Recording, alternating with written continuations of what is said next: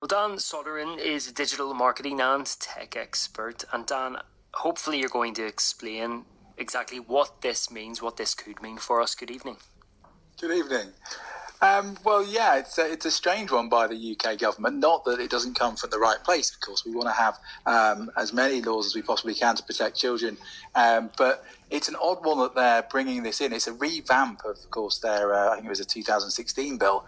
And they're bringing in some stuff that, to be fair, most tech companies would say no to, which is their right or their ability to ask the tech company for messages and to kind of get rid of their encryption, the end-to-end encryption, which of course is key to the privacy of people using things like WhatsApp and iMessage and all these other things. So I don't think it'd just be Apple that would be so opposed. But of course, Apple is quite famous about its almost kind of obsession with its own privacy and also protecting its consumers, which is why so many people, I mean, something like 2 billion iPhone products out there, or I think it's 1.5 billion iPhones actually.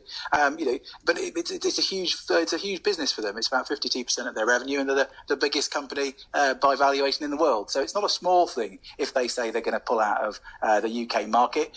So it's quite surprising that the UK government have tried to go against such a huge company. Yeah, it seems like quite a big play, a big move to remove such key services that they offer as part of their technology. I mean, do you feel it's a reality? It could happen, or do you think that this is them just playing hardball?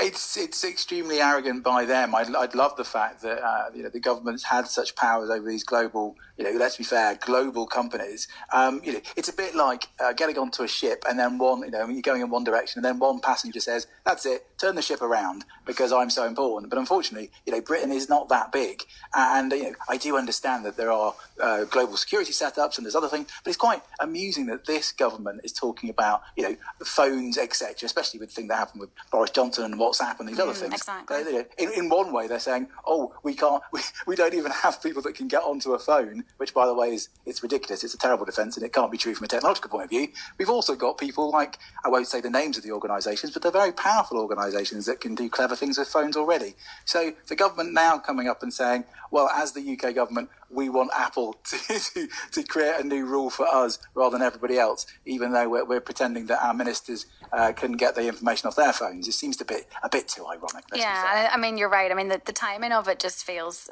quite interesting, isn't it? But, I mean, is it going to be a standoff in the end? Or because, it's the idea of saying we're going to do this. The companies aren't going to back down, as you say, without a fight. So where's it going to end? Because the legislation's still going through.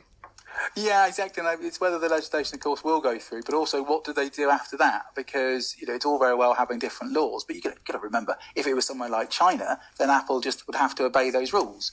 But we don't live somewhere like China. I think that's one of the points, isn't it? And these people who apparently believe in the free market are also now saying to these companies, well, we need new rules around this. So it's a bizarre amount of hypocrisy. And as I say, the timing just seems insane. But maybe that's why, because, with all this stuff happening, they're saying, actually, we need to make sure this never happens again. Maybe this is a play by the government to protect themselves rather than us, I have a feeling. Sorry to be kind of a bearer of bad news on that one. Well, I mean, on that point as well, because you've had Apple consistently saying they do not support this legislation coming in. I think they originally, or at least some of the critics of this bill, called it a snooper's charter. Yeah, the snooper's Do you think charter, it's fair to pin that on it when they're saying, like, this is to do with trying to deal with scanning for child abuse images, to try and help with police and trying to look at those kinds of things that often police have been kind of behind the curve on?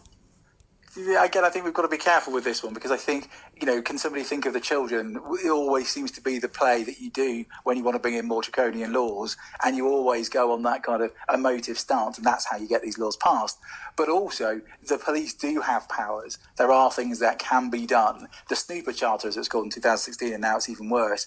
I think this much probably goes a little bit too far. I understand they will say it's for a certain reason, but of course, governments could use it for almost anything else immediately without the customer or the individual like ourselves knowing. So our privacy would instantly be disappeared because the government knocks on the door of Apple and says, remove that from that phone and that thing without telling them. Now, I'm with Apple in some respects, and I have a feeling lots of other tech companies will say the same thing. The reason why we have end-to-end encryption is to stop it's not only to help the good guys to stop the bad guys, but I'm afraid there's always the other side of it. Of course, it can be used both ways. But I think we're throwing the baby out with the bathwater if we're thinking we should allow governments to be able to snoop on us entirely just because some people might be doing something bad, because that's it's the wrong side of the percentage, isn't it? Okay, yeah, look, great, Dan. Thanks so much for coming on to Evening Extra. That is Dan Sodergren, digital marketing and tech expert.